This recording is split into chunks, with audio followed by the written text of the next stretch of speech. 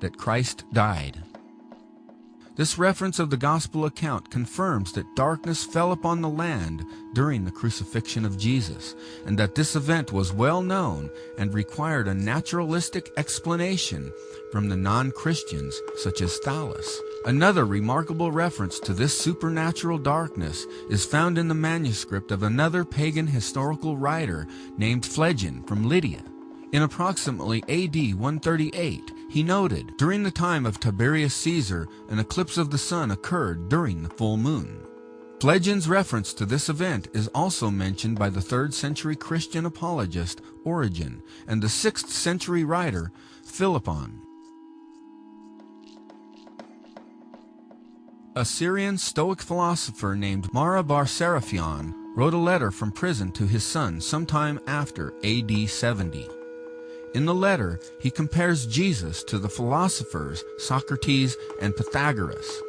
He wrote, "What advantage did the Athenians gain from putting Socrates to death? Famine and plague came upon them as a judgment for their crime. What advantage did the men of Samos gain from burning Pythagoras? In a moment their land was covered with sand. What advantage did the Jews gain from executing their wise king? It was just after that their kingdom was abolished. God justly avenged these 3 wise men. The Athenians died of hunger. The Samians were overwhelmed by the sea. The Jews, ruined and driven from their land, live in complete dispersion. But Socrates did not die for good. He lived on in the statue of Hera. Nor did the wise king die for good. He lived on in the teaching which he had given." This letter refers to the gospel statement that was placed above the cross of Jesus. The writer also mentioned that the Jews suffered judgments of God after executing their king, which most likely is a reference to the destruction of Jerusalem and the temple by Rome in AD 70. Gnosticism flourished from the 2nd to the 4th centuries AD. Although these Gnostics were influenced by the New Testament, their teachings were pronounced heretical and viewed as such by the Church. However, several Gnostic Gospels testify of Jesus Christ. One of these heretical teachers asserts that the Son of God came in the flesh in his Gospel of Truth. For when they had seen him and heard him, he granted them to taste him and to smell him and to touch the beloved Son, when he had appeared, instructing them about the Father, for he came by means of fleshly appearance. Another is the Gospel of Thomas, which is usually dated from around AD 140 to 200. In this Gnostic Gospel, Jesus said, "It is I who am the light which is above them all. It is I who am from the all. From me did the all come forth, and unto me did the all extend. Split a piece of wood, and I am there. Lift up the stone, and you will find me there." Although biblical Christianity does not endorse pantheism, this heretical Gospel of Thomas confirmed that Jesus identified himself as the Son of God.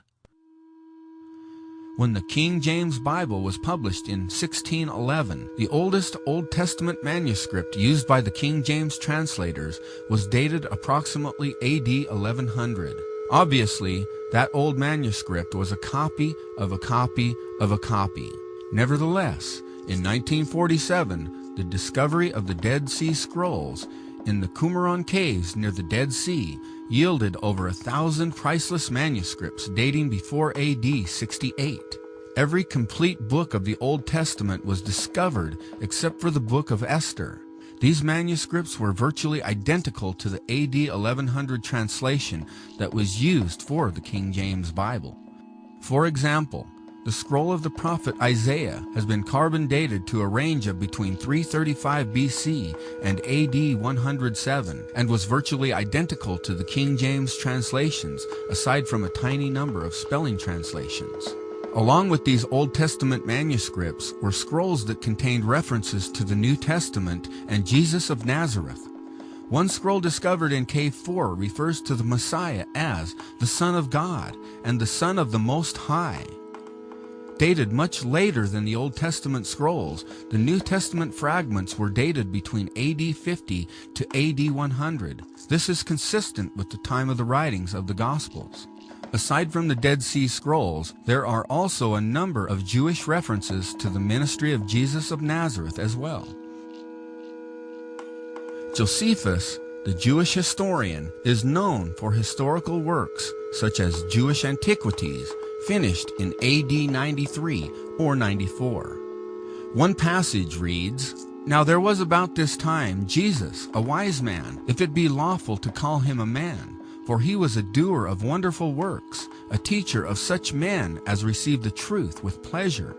He drew over to them both many of the Jews and many of the Gentiles. He was the Christ, and when Pilate, at the suggestion of the principal men among us, had condemned him to the cross, those that loved him at first did not forsake him, for he appeared to them alive again the third day, as the divine prophets have foretold, these and 10,000 other wonderful things concerning him. And the tribe of Christians, so named from him, are not extinct to this day."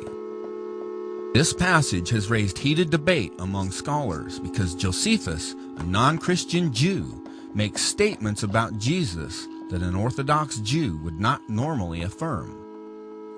While some Christian additions may have been obviously foreign to the Testimonium, it still contains a great deal of historical truth that Josephus could have easily documented. In fact, the vast majority of scholars do not dismiss the account as a forgery, but believe that Josephus did mention Jesus in this passage, but later insertions were made by a Christian scribe. Hence, the statements about Jesus that a non-Christian like Josephus wouldn't have made. But the style of Josephus is authentic. The term wise man is typical for Josephus's writings. The accusation that this text is a forgery is an exaggeration. Origen even quoted Flavius Josephus in AD 245. He said, "Flavius Josephus, who wrote the Antiquities of the Jews in 20 books, when wishing to exhibit the cause why the people suffered so great misfortunes that even the temple was razed to the ground, said that these things happened to them in accordance with the wrath of God, in consequence of the things which they had dared to do against James, the brother of Jesus, who is called Christ.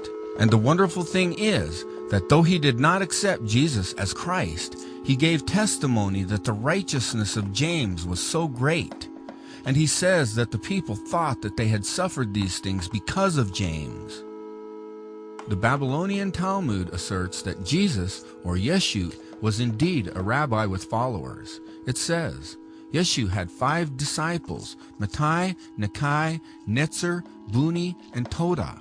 While Mattai may be a reference to Matthew's, the names of the others identified could be any of hundreds of disciples that followed Jesus. We also read in the Talmud of the crucifixion of Jesus, or Yeshu.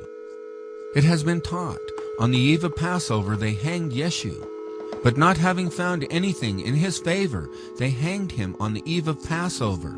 Another version of this text says, Yeshu the Nazarene, making the link to Jesus much stronger.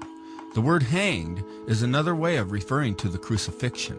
The reference that the crucifixion occurred on the eve of Passover agrees with the account in John 19:14. Obviously, Jesus was a real person. But who is Jesus? Was Jesus a liar, a lunatic, or was Jesus Lord? This question may be answered by his resurrection.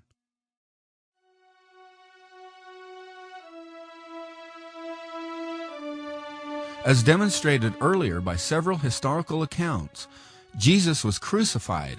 This is for certain. Lucian, the Greek satirist, wrote, "The Christians, you know, worship a man to this day, the distinguished personage who introduced their novel rites and was crucified on that account." With our modern medical knowledge, and given the nature of a scourging and a Roman crucifixion, it is safe to say that survival is highly unlikely, if not impossible. Moreover, one of the Roman soldiers thrust a spear into the side of Jesus after he died. John the disciple described the blood and water flowing from this wound. We also know that from today's medical knowledge that the water flowing from Jesus' side was most likely due to the rupturing of the sac surrounding the heart, called the pericardium. This would produce the water and blood, just as John described in his Gospel centuries